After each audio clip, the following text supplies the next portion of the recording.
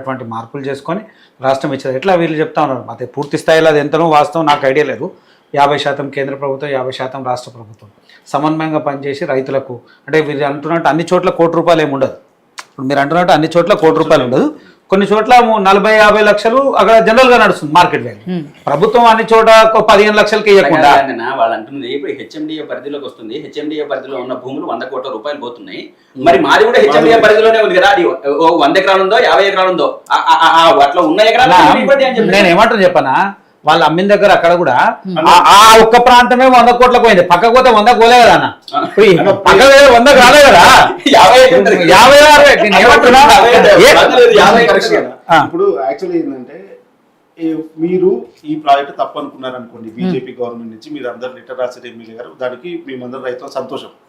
తప్పున్న ప్రాజెక్ట్కి మీరు డబ్బులు ఎందుకు ఇస్తున్నారు అనేది మా ప్రధాన క్వశ్చన్.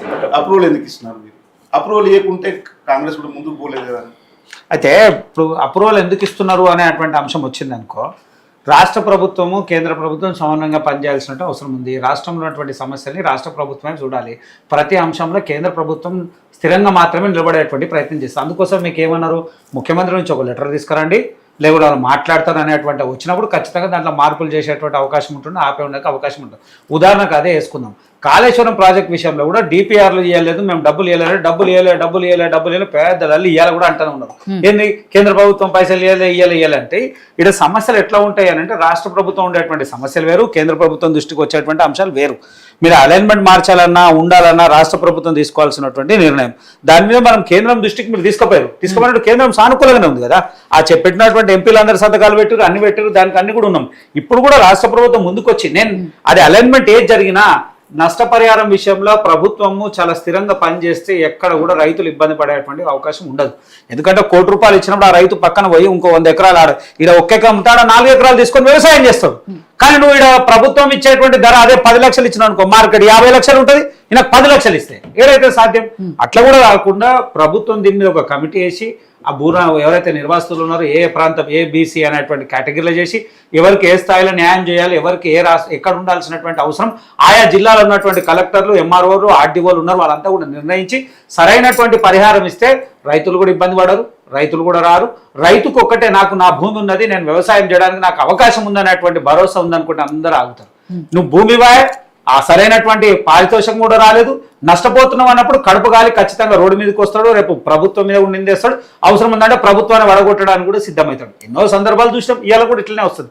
అది కాకుండా సమన్వయంగా చూడాల్సినటువంటి బాధ్యత. పంచాయతీలు పెట్టిపోయారు, పొయ్యే ముందు పంచాయతీ పెట్టిపోయారు, వాళ్ళ మీద దొబ్బారు, వాళ్ళ పంచాయతీ పరిష్కరించకుండా వీళ్ళు పెట్టారు అంటే ఏం ఉపయోగం?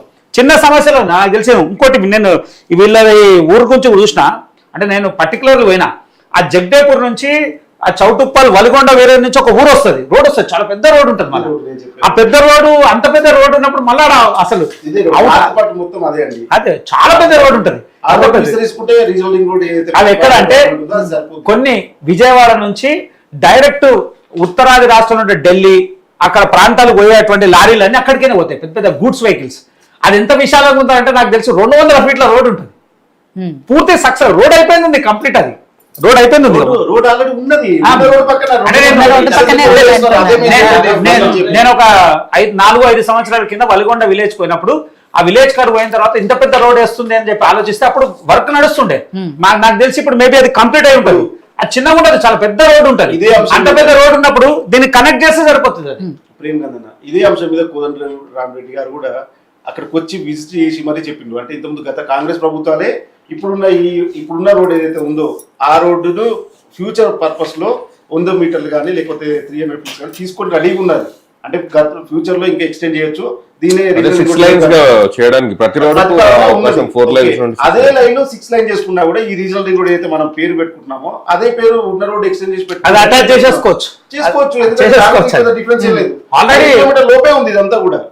5 కిలోమీటర్ల లోపల కొత్త రోడ్ వేసి ప్రజాధనం ఎందుకు దుర్వినియోగం చేయాలి, ఈ రైతులు ఎందుకు ఇబ్బంది పెట్టాలని మా ప్రధానమైన 5 కిలోమీటర్ కాదు, నాకైతే వలిగొండ నుంచి దగ్గర 1 కిలోమీటర్ అది వీళ్ళు చెప్పిన ప్రపోజల్ కి ఆల్రెడీ ఉన్న రోడ్ కి ఇప్పుడు వచ్చిన ప్రపోజల్ కి ఇది ఒక 1 కిలోమీటర్ కూడా ఉండదు. ఈ 1 కిలోమీటర్ల మళ్ళా అంత పెద్ద రోడ్ ఎందుకో అంటే కొంత ప్రాంతాల్లో పెరిగిండొచ్చు, కానీ ఏదైతే చాలా దగ్గర ఉంది.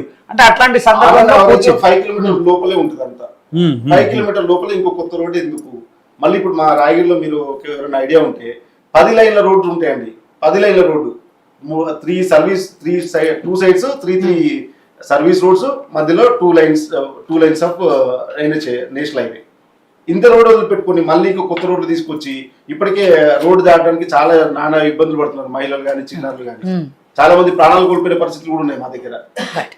సో మొత్తానికి ఇప్పటికైనా ప్రభుత్వం ఈ విషయంలో ఏమైనా నిర్ణయం మార్చుకుంటుందా?